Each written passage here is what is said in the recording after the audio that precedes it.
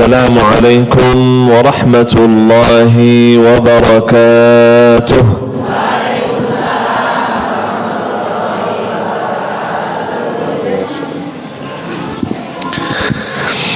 تبارك الذي جعل في السماء بروجا وجعل فيها سراجا وقمرا منيرا وهو الذي جعل الليل والنهار خلفة لمن أراد أن يذكر أو أراد شكورا.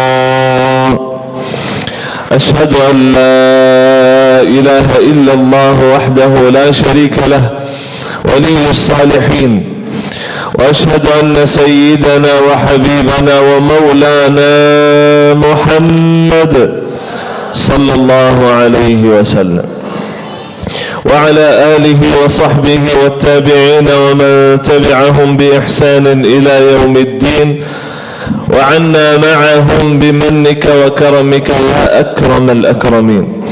سبحانك لا علم لنا إلا ما علمتنا إنك أنت العليم الحكيم. Bagaimana Bapak Ibu, mau Syekh lanjut ceramah bahasa Arab saja? Bisa bahasa Arab enggak ini?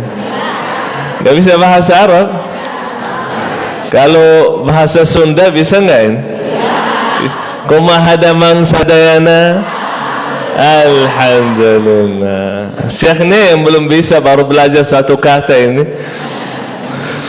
Para hadirin wal hadirat, Bapak Ibu yang saya hormati, yang saya muliakan, para alim ulama, para ustaz wal ustazah, para haji dan hajjah sekalian, berkhusus pengurus Masjid Agung Miftahus Salihin, semoga diberkahi Allah sehat wal afiat, panjang umur dan umurnya bermanfaat, amin ya rabbal alamin. Yang kami juga muliakan, Masya Allah, dari kepolisian, semoga diberkahi Allah sehat wal afiat, dan Pak dan Ramil, semoga diberkahi Allah. Yang kami juga muliakan, kalau hadir bersama kita, Pak Camat, Pak Kepala Desa, Pak RT, Pak RW, yang semoga diberkahi Allah subhanahu wa ta'ala. Yang luar biasa juga Masya Allah, ibu-ibu majlis ta'lim. Katanya ini majlis ta'lim rutin ya, setiap Sabtu. Alhamdulillah, semoga istiqamah, Allah memberikan umur yang panjang dan barakah, amin ya rabbal alamin. Masya Allah, udah luar biasa ini, Masya Allah, bapak-bapak istimewa, ibu-ibu luar biasa, sampai ujung sana itu, Masya Allah, sampai atas juga, Masya Allah. Alhamdulillah. Rasulullah sallallahu alaihi wasallam saat melihat sahabat berkumpul seperti majlis ilmu kita, kumpul bersama-sama berzikir, kata Rasulullah sallallahu alaihi wasallam, "Ma ajlasakum hahuna?" Kenapa kalian duduk di sini? Kata mereka, "Jalasna nadhkurullah." Kita duduk di sini berzikir kepada Allah. Maka Rasulullah sallallahu alaihi wasallam memberitahu sahabat, "Inna Allah yubahi bikumul malaikah." Allah membanggakan kalian di hadapan para malaikat.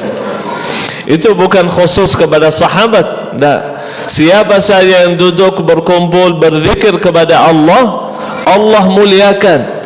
Allah sebutkan namanya. Dalam hadis Rasulullah sallallahu alaihi wasallam bersabda, "Majtama'a qaumun fi baitin min buyutillahi yatluna kitaballahi wa yatadarasunahu bainahum إلا نزلت عليهم السكينة وغشيتهم الرحمة وحفتهم الملائكة وذكرهم الله في من عنده."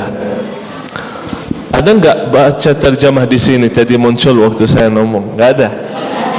Biasa kalau saya ngomong bahasa Arab ada terjemah muncul itu. Tapi di TV itu.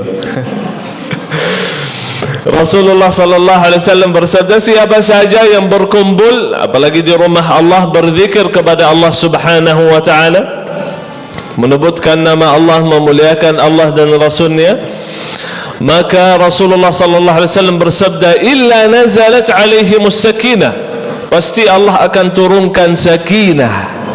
Tahu sakinah? Ada ibu hajah sakinah di sini? Ketenangan. Tahu tujuannya sakinah apa? Meningkatkan keimanan. Allah subhanahu wa ta'ala berfirman, huwa alladhi anzala as-sakinata fi qulubil mu'minin. Allah turunkan sakinah ke hati orang-orang beriman. Kenapa ya Allah? Liyazdadu imanan ma'a imanihim, supaya iman mereka bertambah. Makanya Rasulullah sallallahu alaihi wasallam namakan majlis ilmu taman surga. Betul, orang yang ikhlas dan istiqamah datang ke majlis ilmu akan merasa seperti di surga. Itulah yang dirasakan oleh sahabat Nabi. Dalam satu riwayat kata sahabat Nabi Hanzalah radhiyallahu taala an, saat kita berkumpul di majlis ilmu bersama Nabi, aku merasa di surga, katanya. Tapi kalau kita hadir di majlis ta'lim, merasa apa ya? Ya, semoga insyaAllah Allah memberikan perasaan nikmat sampai kita merasa diri di surga. Amin ya rabbal alamin. Wa haffathumul malaikah, malaikat Allah. Dulu waktu Allah subhanahu wa ta'ala menciptakan manusia, kata malaikat, ya Allah, kenapa mau ciptakan manusia? Kenapa mau menjadikan manusia yang hidup di dunia ini, di muka bumi? Nanti mereka akan merusakkan muka bumi, saling bunuh, saling benci, tumpahkan darah. Qalu ataj'alu fiha man yufsidu fiha wa yasfiku ad-dima'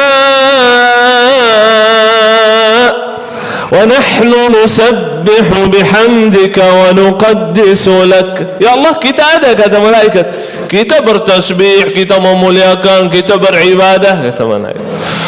Kenapa lagi menciptakan manusia? Maka Allah menjawab, qala inni a'lamu ma la ta'lamun. Kalian enggak tahu ini. Maka saat kita duduk di majlis ilmu, Allah muliakan kita di hadapan malaikat, dan malaikat Allah disuruh turun ke dunia.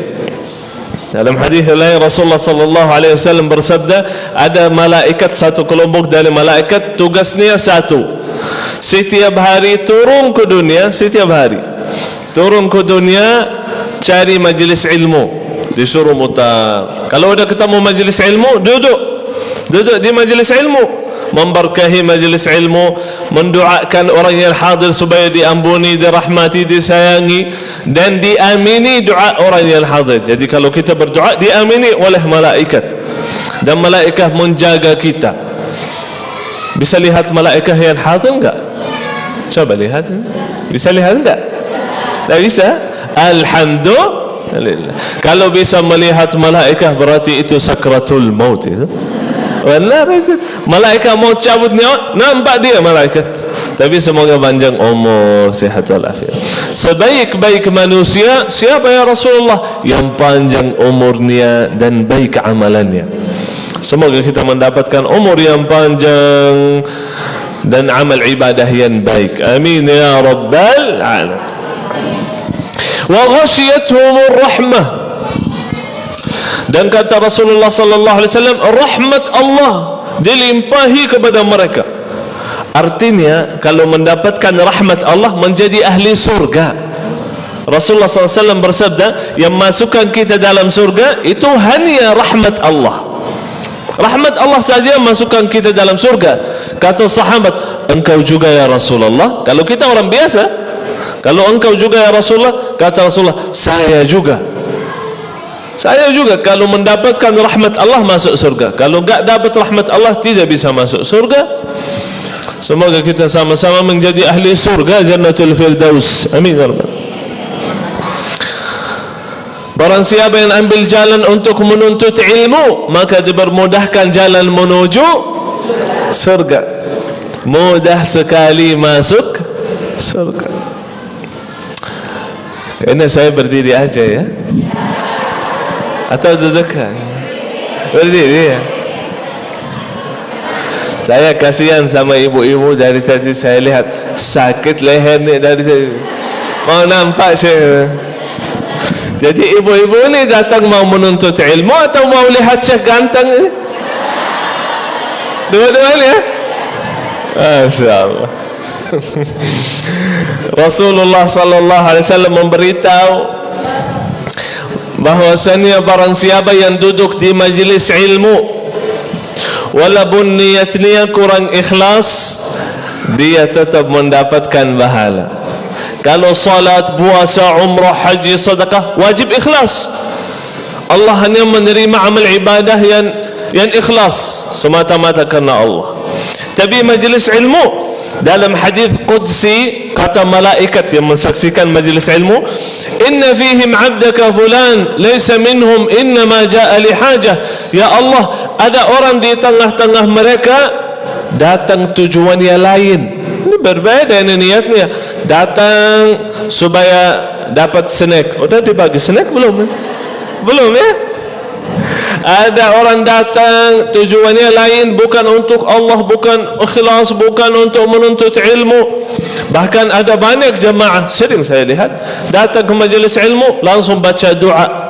Doa apa? Bismillahirrahmanirrahim, ahya wasbika. Tidur aja. Kata malaikat, orang ini tidur. Orang ini datang supaya dapat snack. Orang ini datang supaya lihat Syekh ganteng. Orang ini datang untuk ini, untuk itu. Apakah dia mendapatkan pahala juga? Dapat.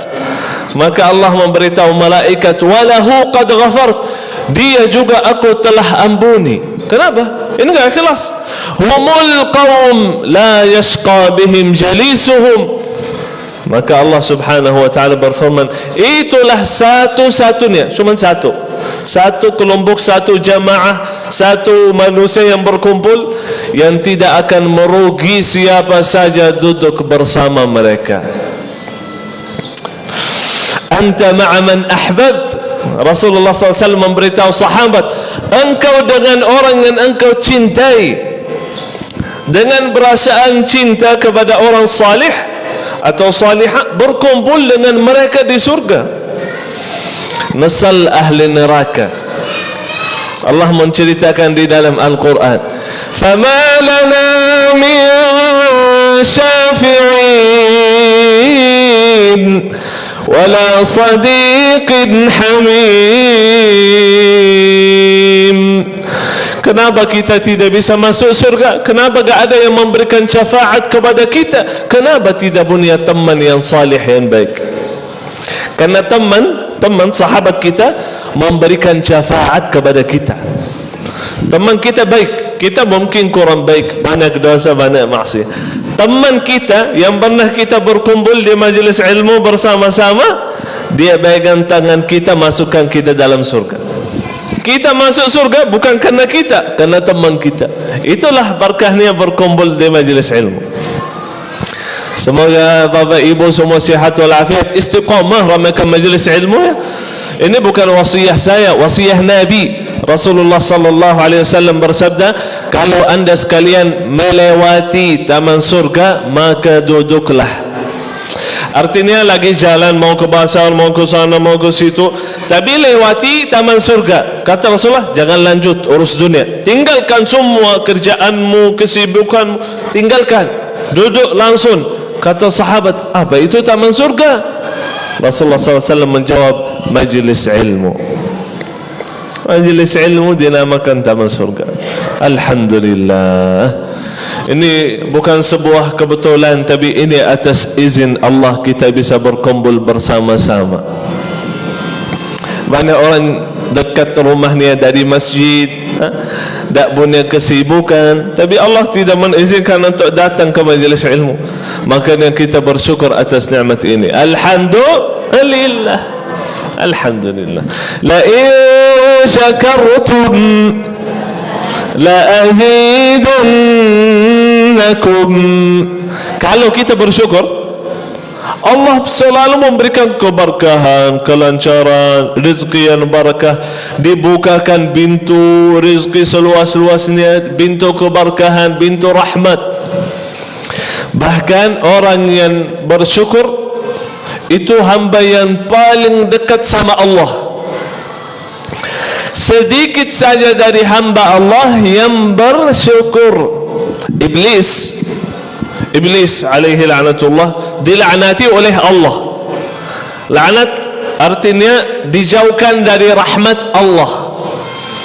Artinya tak bisa mendapatkan rahmat Allah kalau mendapatkan laknat Allah. Na'udzubillahi min dzalik. Apa permintaan Iblis? Iblis minta dari Allah, berdoa, ya Allah, panjangkan umur saya sampai hari kiamat. Dan Allah ijabah doanya Iblis. Makanya kita jangan putus asa sama Allah. Mana lebih baik, Iblis atau kita? Kalau ada yang bilang Iblis, oh kenal diri banget. Iblis yang paling buruk. Kita walaupun banyak dosa dan banyak maksiat, kalau kita taubat diampuni semuanya. Allah tidak peduli berapa banyak dosa dan salah kita. Allah tak peduli. Dalam hadis qudsi, kalau anda wahai hambaku datang menghadap saya membawa sebesar muka bumi dosa dan maksiat. Ada manusia melakukan dosa maksiat sebesar muka bumi? Ada? Siapa? Tak ada. Muka bumi besar, luas. Tak ada yang berdosa sebesar muka bumi ini. Banyak berarti dosanya. Kalau ada, itu masih tidak ada. Tapi kalau ada, maka kata Allah subhanahu wa ta'ala, ghafartu laka wala ubali, aku ampuni semuanya dan saya tidak peduli. Tapi kita taubat, kita menunjukkan kepada Allah, ya Allah, saya betul hamba yang bersalah, berdosa, ampunilah saya. Begitu diampuni oleh Allah. Selama kita taubat, diampuni. Kalau kita berhenti taubat, berhenti diampuni. Kuncinya di kita. Kita taubat, diampuni. Dosa lagi, taubat lagi, diampuni lagi. Dosa lagi, taubat lagi, diampuni lagi. Dosa lagi, taubat lagi. Masa diampuni lagi? Diampuni lagi. Sampai kapan? Sampai kita berhenti taubat. Kadang-kadang datang setan bisik di telinga kita, kok kamu dosa taubat, dosa taubat, dosa main-main ini, tak bakal diampuni. Tak bakal kamu diampuni. Banyak orang tidak salat, tidak ibadah. Kenapa? Dia bilang percuma, tak diterima salat saya. Saya orang yang banyak dosa, saya orang yang banyak maksiat. Tak akan diampuni, tak akan diterima taubatnya menurut mereka. Tapi sebetulnya syaitan sudah pintar buat mereka putus asa sama Allah. Jangan jadi seperti itu. Kita tak boleh putus asa sama Allah. Orang yang putus asa sama Allah itu adalah orang-orang yang kafir. Na'udzubillah. Itu firman Allah, innahu la yai'asu min rauhillahi illa al-qawmul kafirun. Tidak ada yang putus asa sama Allah kecuali orang yang kafir. Na'udzubillah min dzalik. Iblis minta dari Allah, diijabah. Apalagi kita yang cinta sama Allah dan Rasulnya, yang beribadah kepada Allah walaupun banyak salah dan dosa. Iblis apa permintaannya? Panjangkan umur saya sampai hari kiamat. Kenapa? Apakah supaya banyak ibadah? Apakah supaya taubat? Tidak. Betul saya mau panjang umur, bukan untuk nikah, bukan untuk jalan-jalan, bukan untuk berdagang, cari rezeki nafkah. Tidak. Tujuan saya satu, Iblis kata dia, aku ingin sesatkan manusia. Coba bayangkan, itu aja tujuannya. Bukan tujuannya mau selamatkan diri. Tidak. Saya enggak peduli dengan diri saya. Saya mau sesatkan semua. Saya tak mau masuk neraka sendirian. Saya mau ditemani sama manusia. Banyak manusia, oh siap kata dia, kita siap untuk temani. Banyak manusia betul, dia cinta dengan iblis. Kenapa Syekh dibilang cinta? Karena cinta itu artinya selalu mengikuti. Disuruh ini, siap dia melakukan. Disuruh ini, siap dia melakukan. Disuruh jangan salat, siap tak salat. Jangan puasa, siap tak. Bulan Ramadan saya lihat orang di jalan rokok. Assalamualaikum, waalaikumsalam. Pak, Muslim. Kita di bulan apa? Bulan Ramadan. Terus kenapa rokok pagi hari? Oh, mohon maaf Pak, saya kerja. Kalau kerja artinya tak boleh puasa ya? Puasa adalah rukun Islam. Puasa Ramadan. Kalau tak puasa Ramadan, tak ada rukun Islam, hilang rukun Islam itu. Na'udzubillah min dzalik. Jadi itulah kalau setan udah bisik-bisik, kamu orang yang kerja, tak usah puasa. Banyak orang ikuti setan. Tapi kalau cinta Allah dan Rasulullah sallallahu alaihi wasallam bersabda, seluruh umatku akan masuk surga kecuali yang tidak mau. Kata sahabat, wa man ya'ba ya Rasulullah. Di sini dijelaskan oleh Rasulullah, siapa yang tidak mau masuk surga, bukan dia bilang saya tidak mau masuk surga. Tidak. Man ata'ani dakhala al-jannah, yang bertaat kepada aku Nabi Muhammad SAW, maka dia masuk surga. Yang bermaksiat kepada aku Nabi Muhammad SAW, maka dia adalah orang yang tidak mau masuk surga. Kalau selalu maksiat kepada Allah dan Rasul, berarti tak cinta sama Allah dan Rasul. Kecuali kalau taubat, itu beda lagi. Karena Rasulullah sallallahu alaihi wasallam bersabda, orang mukmin bukan orang yang tidak pernah dosa dan maksiat. Banyak orang mukmin, banyak sahabat pernah melakukan salah dan maksiat. Ada satu sahabat Nabi yang minum khamar, minum keras, sampai berkali-kali Rasulullah SAW tunaikan hukum minum khamar, dipukul kan? Berapa kali, bukan sekali, bukan dua kali, bukan tiga kali, berkali-kali Rasulullah hukum dia dipukul. Sampai kata salah satu sahabat yang lain, la'anahullah ma aktharu ma yu'ta bih, dilaknati oleh Allah, berapa banyak dia minum khamar terus dihukum oleh Nabi. Dia tak belajar ini, dia tak mau tinggalkan dosa ini. Rasulullah mendengar perkataan itu, dibilang laknatullah. Jangan melaknati, kata Rasulullah, jangan melaknati. Wallahi, kata Rasulullah, wallahi, bersumpah, aku yakin dia cinta Allah dan Rasulnya. Orang yang berdosa bermaksiat bukan artinya tidak cinta kepada Allah dan Rasul. Tapi orang yang istiqamah dosa dan maksiat dan tidak taubat, itulah orang yang tidak cinta Allah dan Rasulnya. Jadi dia dosa, habis dosa, dosa lagi, habis dosa lagi, dosa lagi, habis dosa lagi, dosa lagi. Tak ada taubat. Tapi kalau dosa, taubat. Tahu apa arti taubat? Hah? Ya. Ada perasaan dalam hati, aku bersalah dan insya Allah tidak mengulangi lagi. Aku minta maaf, ya Allah aku bersalah, maafkan saya. Bisa jadi sedekah, bisa jadi melakukan kebaikan, karena Allah Subhanahu wa taala berfirman, innal hasanati yudhhibna as-sayyi'at, sesungguhnya kebaikan-kebaikan akan menghapuskan kesalahan. Ada seseorang sahabat melakukan dosa besar, datang kepada Rasulullah, ya Rasulullah, tolong carikan aku solusi supaya diampuni oleh Allah. Saya melakukan dosa yang besar, bukan dosa kecil, dosa besar. Rasulullah diam sampai azan asar waktu itu.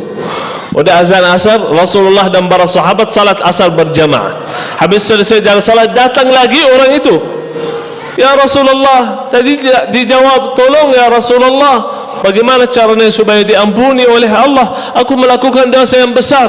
Rasulullah bertanya, udah salat asar sama kita? Udah salat asar dengan engkau ya Rasulullah. Pergilah, sudah diampuni oleh Allah. Pertama, ada perasaan dalam hati dia bersalah. Kedua, dia ingin diampuni oleh Allah. Pasti rasanya gak mau lagi gitu. Yang ketiga, dia melakukan kebaikan, amal salih. Ini amal salih, salat amal salih, diampuni dosanya, kata Rasulullah SAW. Maka itulah yang diajarkan oleh Nabi Muhammad SAW. Kita taubat diampuni oleh Allah. Tapi syaitan tak senang, syaitan tak mau seperti itu. Syaitan mau kita sesat, syaitan mau kita menjadi hamba yang tidak bersyukur. Itu kata Allah dalam Al-Quran. Allah Subhanahu wa ta'ala berfirman, datang syaitan dari sebelah kanan, datang dari sebelah kiri, datang dari depan, datang dari belakang manusia. Bahkan anak yang baru lahir, dalam hadis Rasulullah sallallahu alaihi wasallam bersabda, wa khazahu syaitan. Saat anak lahir, dia nangis atau ketawa? Ada anak yang ketawa? Anak biasanya lahir nangis. Kenapa nangis? Kata Rasulullah sallallahu alaihi wasallam, ditusuk oleh syaitan. Anak baru lahir, anak baru lahir, datang syaitan mengganggu. Baru lahir, datang syaitan. Aduh, syaitan ini ya, tak pernah capek, tak pernah malas, tak ada istirahat. Kalau syaitan istirahat, oh tenang kita. Sampai datang sakratul maut, syaitan pun datang.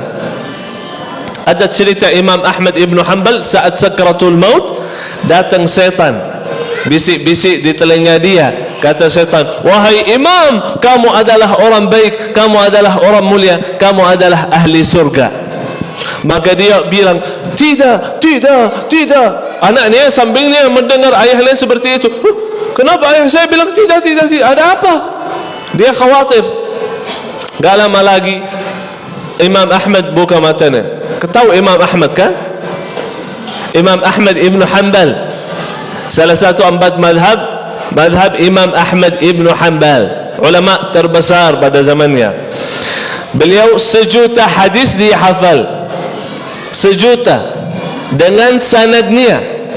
Hadis ini saya mendengar langsung, dia bilang, aku mendengar hadis ini dari fulan.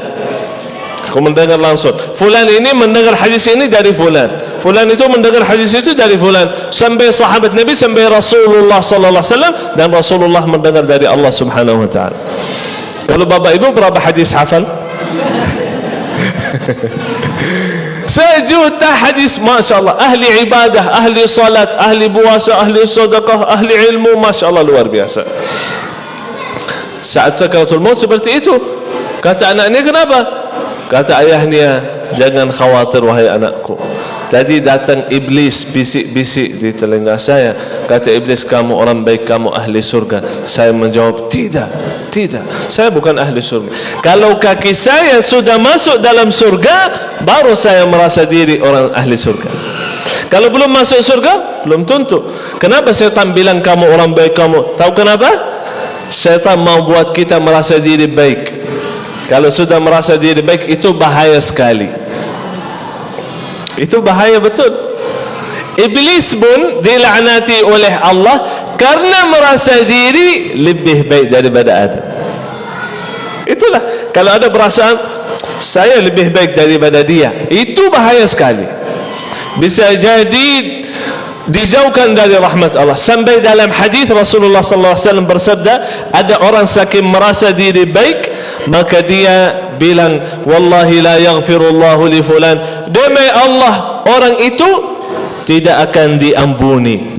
Dia merasa diri orang baik, dekat sama Allah, mampu memberikan ampunan kepada orang ini, rahmat Allah kepada orang ini tak masuk neraka ini, katanya. Maka Allah menjawab, man dzalladzi yata'alla alai, siapa yang berani seperti itu atas nama saya memberikan surga atau neraka? Aku ampuni orang itu yang katanya tak diampuni. Aku ampuni dan aku masukkan engkau dalam neraka. Na'udzubillah. Ini yang berada nombor seperti itu, dia masukkan dalam neraka walaupun dia ahli ibadah, tapi karena merasa diri orang baik. Kalau kita merasa diri orang baik, berarti kita merasa diri sudah cukup, tak perlu lagi berbuat kebaikan. Ada seseorang perempuan di zaman Nabi Muhammad SAW, sawamatun qawamah, ahli salat, ahli puasa. Saking dia merasa diri ahli ibadah, orang baik, maka dia selalu menyakiti tetangga dengan lidah. Dia merasa diri orang baik, diampuni semua, jadi dia selalu buruk sama tetangga hanya dengan lidahnya saja. Kata Rasulullah SAW, Allah subhanahu wa ta'ala masukkan ibu dalam neraka. Dia dalam neraka dimasukkan karena dia merasa diri orang baik, lebih baik daripada tetangga, marahin tetangga. Na'udzubillah min dzalik. Maka setan datang waktu kita lahir, setan pun datang waktu kita mau meninggal, dan semasa kita hidup tak pernah setan tinggalkan. Kenapa? Tujuan syaitan sebagaimana firman Allah, wala tajidu aktsarahum syakirin. Ya Allah, kebanyakan hambamu tidak bersyukur. Itu tujuannya iblis, supaya hamba itu tidak bersyukur kepada Allah. Karena itu firman Allah, la in syakartum la azidannakum wa la in kafartum inna adabi lasyadid. Tidak ada tiga. Ini dalam satu ayat dua golongan yang dijelaskan oleh Allah. Yang pertama, hamba yang bersyukur.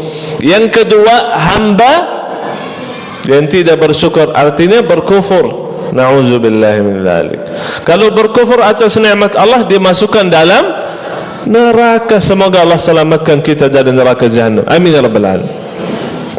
Bersyukur itu bukan hanya dalam keadaan sehat, bukan hanya dalam keadaan kaya, bukan hanya dalam keadaan bahagia.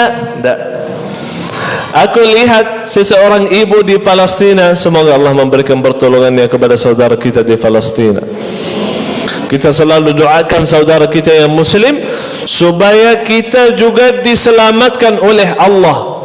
Dalam hadis, kalau kita mendoakan orang, ada malaikat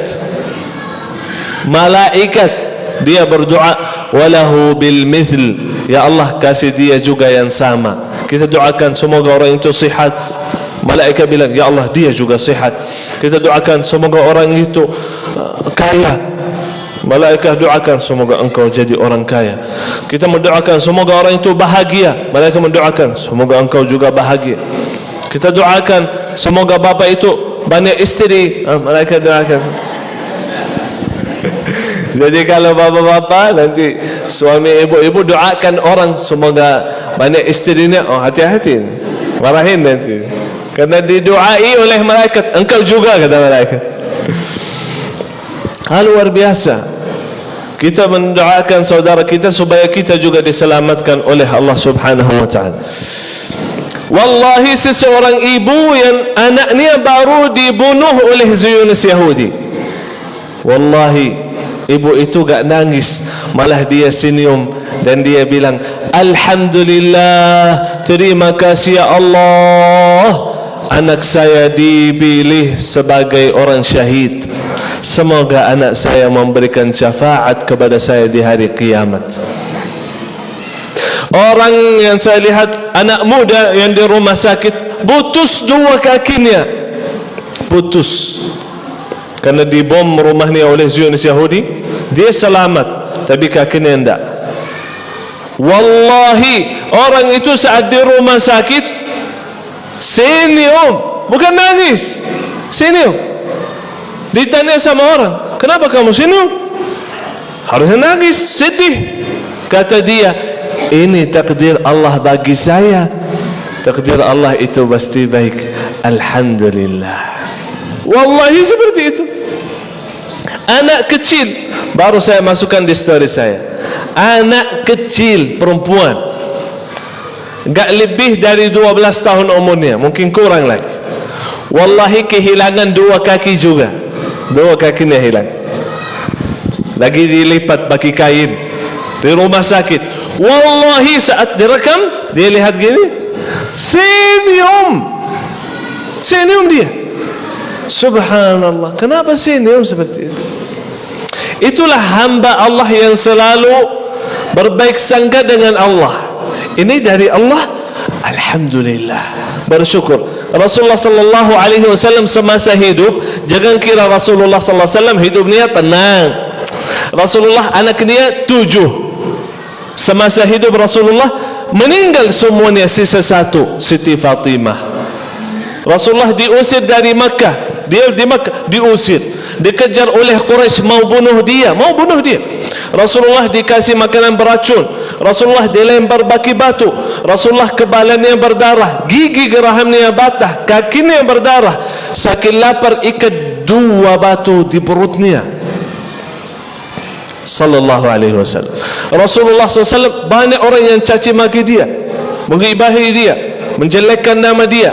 Orang bohong, orang bodoh, orang gila, orang sahir, kata mereka. Tapi kata sahabat, yang paling banyak senyumnya Nabi Muhammad sallallahu alaihi wasallam. Senyum aja. Ketemu sahabat, senyum aja. Dalam satu riwayat, Rasulullah sallallahu alaihi wasallam dalam keadaan marah dia senyum. Kalau ibu-ibu marah gimana? Gimana ya ibu-ibu kalau marah? Rasulullah SAW kalau lagi marah senyum. Ya Allah, kenapa seperti itu? Singkat ceramah semua ini, Rasulullah SAW kata Siti Aisyah, kana khuluquhul Quran. Akhlak Nabi Muhammad sallallahu alaihi wasallam adalah Al-Quran. Rahasia saudara kita di Palestina, tulis di YouTube atau di Google, para penghafal Quran di Palestina, silahkan lihat sendiri. Ramaian seperti itu di masjid saya lihat.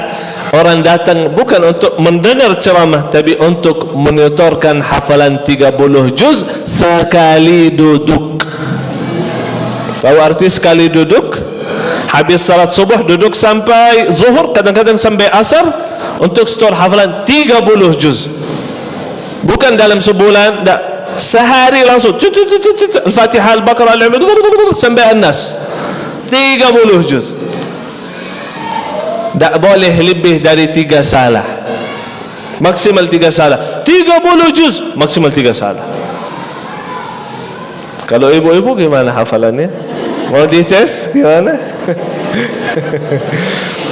Betul, orang yang dekat sama Al-Quran, wallahi orang itu dekat sama Allah, bersyukur atas nikmat apapun yang dia miliki, dia bersyukur, dan dia sabar atas semua ujian. Itu kelebihan Nabi Muhammad SAW.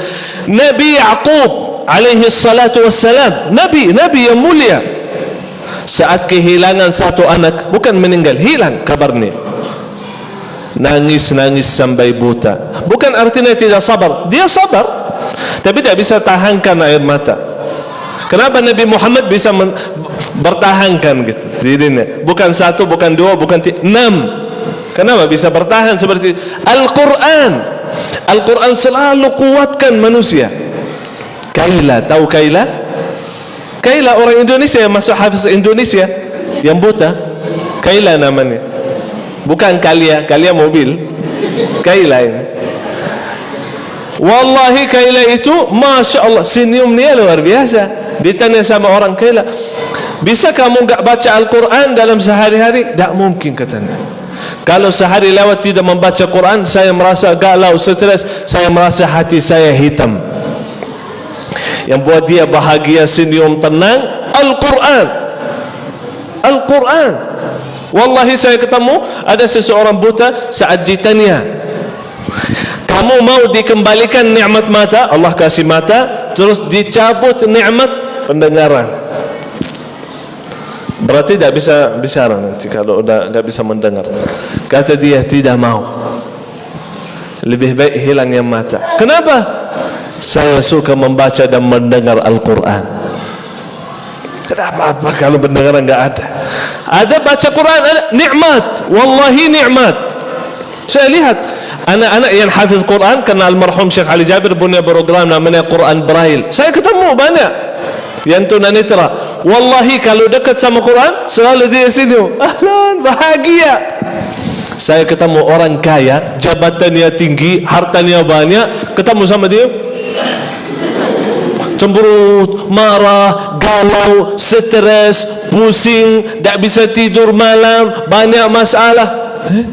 Kenapa? Itu firman Allah, wa man a'rada an dzikri, orang yang berbaring dari zikirku, yang tinggalkan Al-Quran, fa inna lahu ma'isyatan danka, maka disempitkan hidupnya oleh Allah, disempitkan hatinya, tak bisa kuat itu. Hatinya sempit, galau, stres, nangis, sedih, masalah kecil udah pusing, stres, tak bisa tidur mal, karena jauh dari Al-Quran. Itu masalahnya. Tapi kalau dekat sama Al-Quran, hidupnya tenang, bahagia, nikmat, walaupun keadaannya mungkin sederhana. Saya tutup dengan cerita ini. Ada di Pulau Nias, tahu Pulau Nias? Di Sumatera Utara, 5% orang Muslim, hanya 5%, 95% Kristen. Di Pulau Nias ada seseorang namanya Abdul Rahim. Istri beliau melahirkan 10 anak. 9 dari 10 hafal 30 juz. Yang ke-10 kenapa tidak hafal? Baru lahir. Jangan dikira malas atau apa, baru lahir, masih kecil. Yang paling tua antara anaknya hafal Quran di usia 12 tahun. Yang paling kecil hafal Quran di usia 5 tahun. Salah satu anaknya namanya Hasan Basri. Tulis di YouTube Qari Hasan Basri, ada anak kecil. Wallahi kalau lihat beliau dan keluarganya, merasa orang itu yang paling bahagia di dunia. Tapi kalau lihat rumahnya, berfikir, kok bisa dia bahagia ya? Rumahnya dari kayu, di pinggir pantai, gak ada kipas angin, gak ada AC, gak ada TV, gak ada kulkas, gak ada HP pun tidak punya. Di rumah yang sederhana, wallahi kalau lihat dapur, gak ada kompor, pakai kayu masak. Makanannya sangat sederhana, hanya ikan dia makan dari laut, mancing, sama nasi putih, itu aja makanannya. Wallahi bahagia sekali. Tahu siapa yang ajarkan anak-anak itu Al-Quran? Bukan ustaz, bukan pesantren, bukan alim ulama, ibu sendiri. Ibunya sendiri. Ibu yang melahirkan 10 anak, dan ibu yang mendidik 10 anak supaya menjadi penghafal Al-Quran. Berarti bisa satu orang bisa melahirkan 10 anak dan menjadikan anaknya penghafal Al-Quran. Bisa atas izin Allah. Kalau sudah percaya dengan Allah, sudah berusaha, sudah coba, walladzina jahadu fina lanahdiyannahum subulana, orang-orang yang berjihad di jalan kami, itulah yang mendapatkan petunjuk, hidayah, taufik dari Allah. Tapi kalau orang duduk santai, aku mau hafal Quran, tapi dia tak mau, capek, tak bisa. Aku ingin bahagia, tapi jauh dari, tak bisa. Harus berusaha, harus beramal. Begitu dipermudahkan semuanya oleh Allah Subhanahu wa ta'ala. Jadi itulah manusia yang hebat. Tinggal di pulau, hidupnya sederhana, jauh dari orang, tapi nikmat, bahagia, walaupun apapun keadaannya, bisa menjadikan anak-anak menghafal Quran. Masya Allah. Makanya almarhum Syekh Ali Jabir sebetulnya datang ke Indonesia tujuannya seperti itu, supaya semua punya anak menghafal Quran. Kalau enggak 10, 1 dah apa-apa. Karena kalau kita punya anak yang hafal Quran, tentu kalau ikhlas, dia sambut kita depan pintu surga. Mungkin kita susah hafal, udah tua mungkin, gak apa-apa, jadikan anak kita, gak bisa anak, cucu kita, sambut kita depan pintu surga, kasih kita mahkota yang bersinar lebih dari sinarnya matahari, dan baju namanya baju kemuliaan. Tahu kenapa dikasih mahkota dan baju? Karena di zaman Nabi, orang yang mendapatkan mahkota dan baju itu hanya raja. Artinya ini orang tertinggi jabatannya, terhormat, terkaya. Sampai Rasulullah SAW namakan dalam hadisnya keluarga Allah dari kalangan manusia, keluarga Al-Quran. Jangan dibilang saya tidak bisa. Bisa atas izin Allah. Naja orang mana? Orang Indonesia. Naja masuk hafiz Indonesia. Yang badannya tidak normal, tidak sihat, akalnya tidak normal, tidak sihat, hafal 30 juz. Ibu sihat, Masya Allah. Sihat kan? Akalnya sihat kan? Matanya sihat. Alhamdulillah. Semoga Bapak Ibu semuanya menjadi ahlul Quran, orang yang mencintai Al-Quran, yang bisa menjadi insyaAllah akhlaknya akhlakul Quran, dan nanti mendapatkan syafaatul Quran. Amin ya Rabbal Alamin. Terima kasih Bapak Ibu atas keperhatiannya. Kalau bahasa Sunda, hatur nuhun sadayana. Betul kan? Alhamdulillah, 2 kata yang saya sudah hafal. Semoga sihat wal afiat, Allah selalu mempermudahkan segala urusannya, semakin bahagia dan nikmat. Amin ya Rabbal Alamin. Segala kebenaran datangnya dari Allah Subhanahu wa ta'ala. Yang salah dari diri saya sendiri dan dari syaitan, saya mohon maaf. Kalau ada salah atau ada kekurangan atau ada kelebihan atau kata-kata yang kurang sopan, mohon dimaafkan. Dan saya mohon maaf juga kalau kita agak telat. Sebetulnya sebelum subuh ada berangkat.